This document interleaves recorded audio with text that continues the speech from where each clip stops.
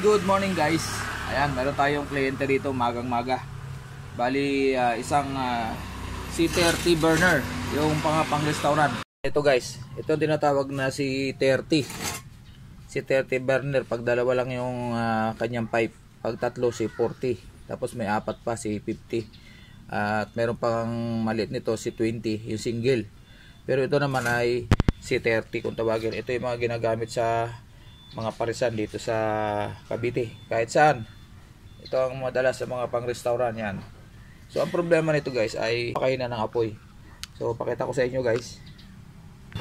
So kabit ko lang yung ating hose galing sa tangke. So kabit natin. Yan. Di na rin gumagana ang automatic nito. Minsan palyado, as in palyado talaga. Ayan o, walang ano, ayan o, wala. Pero pag liniteran to, nakabukas na to, pag liniteran meron yan. Ayan, napakahina guys o. Tingnan nyo, meron siya pero mahina. So para siya nag-iinin. So yan ang company customer. So babaklasin natin at kailangan niya raw ngayong maga. Babalikan niya raw mga 7:30. So alas 6 pasado pa lang ngayon, kakayanin natin to. So ito, patayin ko muna. Pakita ko sa inyo kung paano diskarte dyan para bumalik sa lakas ng apoy. At medyo malinis naman to. So dito lang tayo mag-concentrate sa pinakang control. Okay, patayin ko muna. Tanggal ang hose. Okay, so kung mayroon kayong ganito, ganitong klaseng kalan, subaybayan nyo to at para mayroon kayong guide kung ano yung mga dapat natin gawin. So ito muna tatanggalin natin, yung dalawang tornilyo rito. Simple lang to guys, dali lang to sundan. So meron tayong lagayan dito. Diyan na rin tayo maglalagay ng kerosene mamaya. Kerosene guys ang palinis, kerosene. Yan. Yan. Tingnan natin kung mapapagana natin yung kain lighter kasi dapat to di automatic. Ayan, so ayan, balik rin natin para makita nyo yung ilalim. Tagalin mo natin to para madali to sa magneto kasi ayaw nyo rin mag automatic. Try natin kung mapapagana natin. Pero makita nyo guys, may yupi na yung ano, may yupi na yung pinakang copper tube nya. Yan o, pit. Baka yan ang dahilan bakit ayaw mag lighter. Pero try pa rin natin. So ilay lang natin to. Yan. Para din yan. So set aside natin to. Tapos ito naman wala naman dumi. Wala yan dyan. Kasi minsan nakala natin dito ang barado. Wala. Hindi yan basta-basta nagbabara.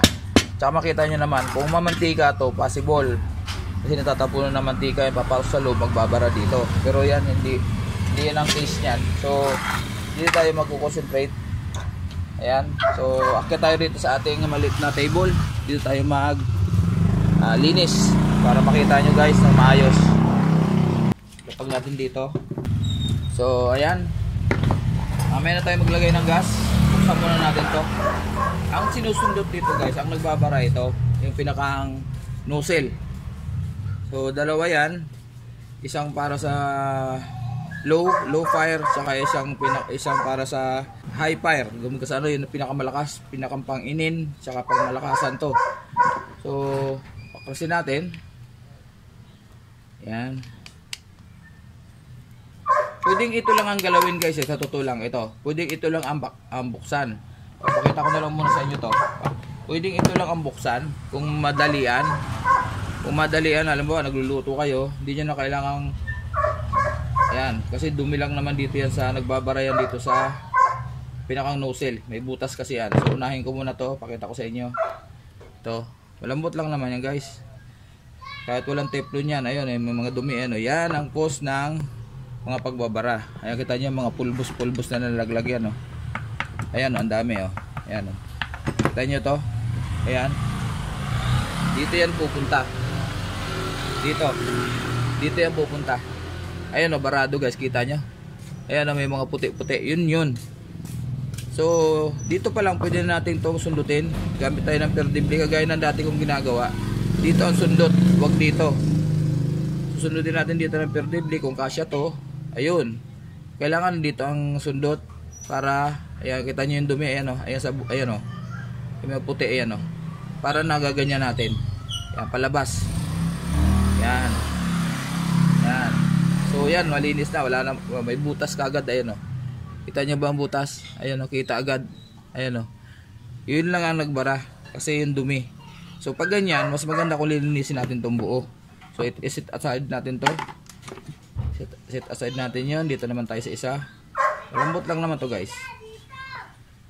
Ang liabi na ginagamit dito ay 12 o kaya gis. Dalawang klase lang naman yan. So ito tanggalin natin. Marami din tong lalabas na puti-puti siguro. Ayun. Meron din guys. Ayun o. Ayun ang dami. Kita nyo yun o. Kita ba? Di yata nakikita eh. Yan o. Kita nyo ang dami naglaglagan o. Yan. So yan ang nagmumula ng pagbara, paghina ng apoy. So pag ganyan, kailangan natin baklasin talaga to para malinis ng maayos bukod dito. So ito rin guys, tingnan nyo ha. Ayan o, barado rin. Ayan, barado rin o. So sundutin ko. Sundutin ko.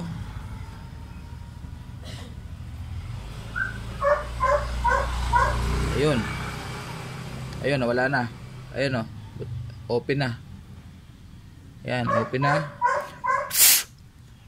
Ayan, butas na. So sigurado yan, malakas na yan mamaya. Kaso lang siyempre hugasan natin yan. So dito naman tayo. Paglinis naman ito, dalawang tornilyo rito.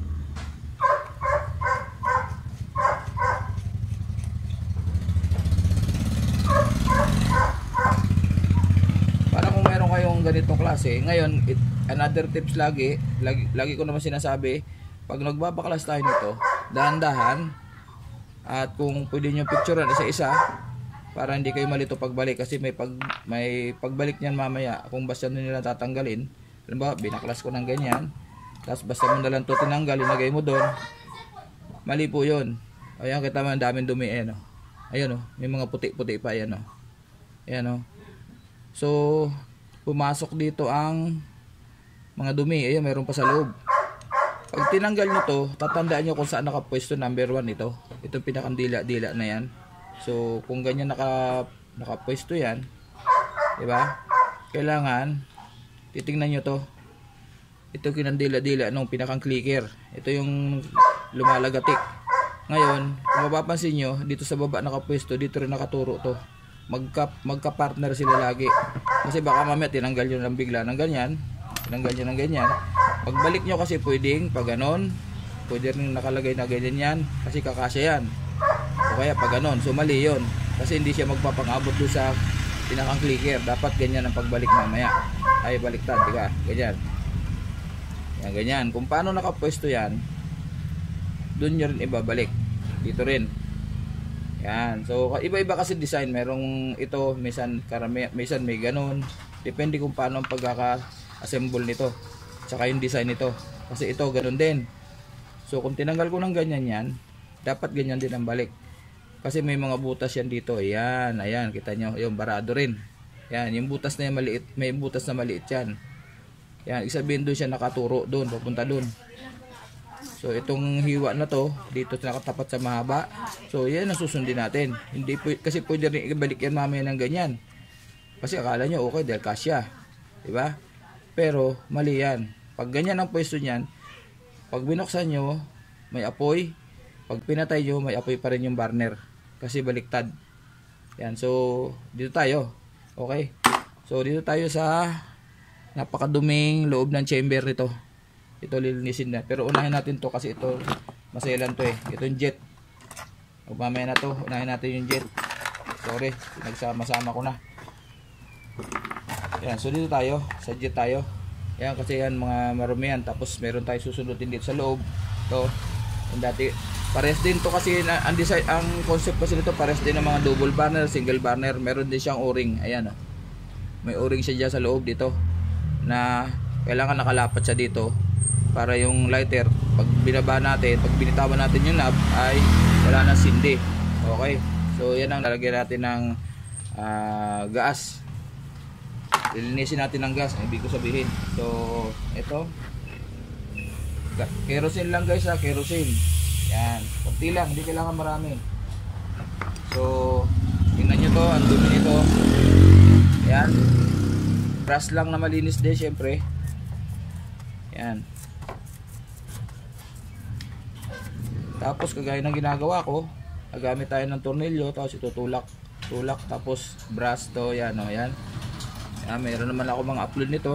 Tutulak nitong daliri yun, tutulak ng tornilyo yun para umangat dahil andyan yung o-ring na kailangan nakalapat lagi siya.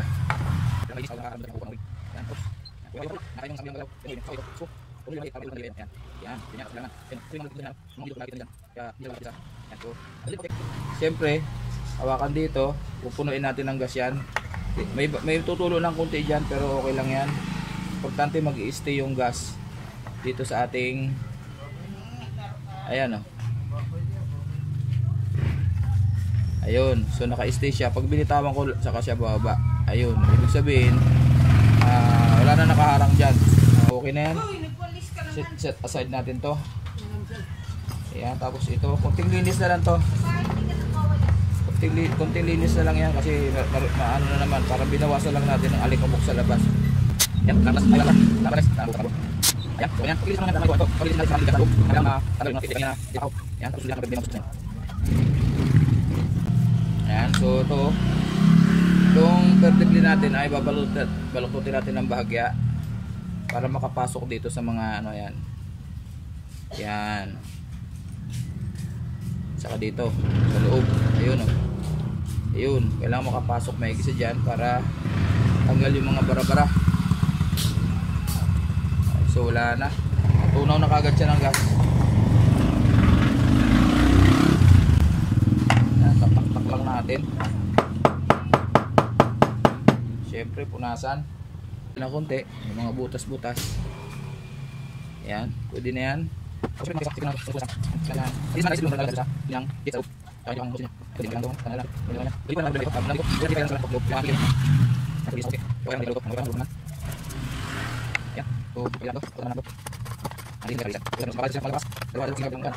Stop muna natin, kuha tayo ng lagayan. So ito yung mga piyesang nililis natin guys. Yan. So kailangan natin siyempre ng grasa para dito. Bago natin i-assemble, konting grasa lang. Yan. So para dito, para make sure na smooth siya pag pinihit yung knob. Yan, manipis na grasa lang, huwag masyadong marami. Yan. Para iwasan lang natin na malagyan ng ano yung butas. So kanina, itong maliit na to, itong maliit na butas na yan, dito nakatapat pa, tapos itong hiwa papunta dito sa mahaba. So yan ang lagi natin tatandaan. Yan, sentro lang. Tapos ito, ang pagtanggal natin ito kaya itong dila-dila dito, nakababa dito sa kaliwang part. Yan dyan. Yan. So huwag natin kakalimutan yan. Tapos ito, wala nang problema, lagisan lang natin to. Makalimutan ko pa. Yan, kailangan kasi swabe kasi yung paglaro niyan dyan. Naglalaro kasi yan dyan. Kumbaga sa ano, ganyan o. Ayan o. Ayan, yan ang pag binitawan natin, lalagatik, magpuproduce ng kuryente. So sana umubra yan mamaya para mag-automatic. Pag hindi, assemblein ko to, tapos pag walang kuryente, papaldin natin yung magneto kasi nasisira yan. So ayan, assemble. So ayan,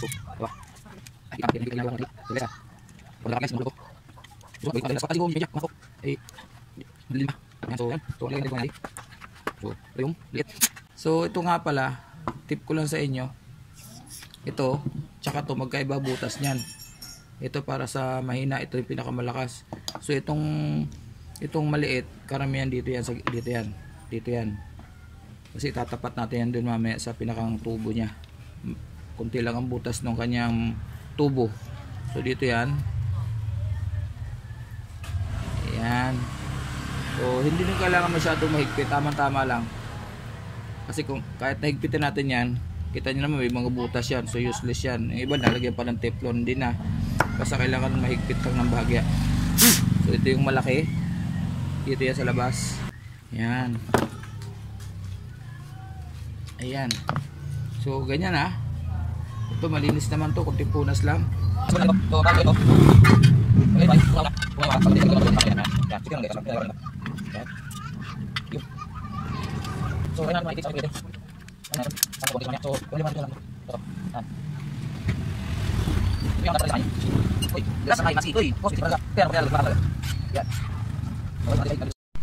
ito guys, final na tayo.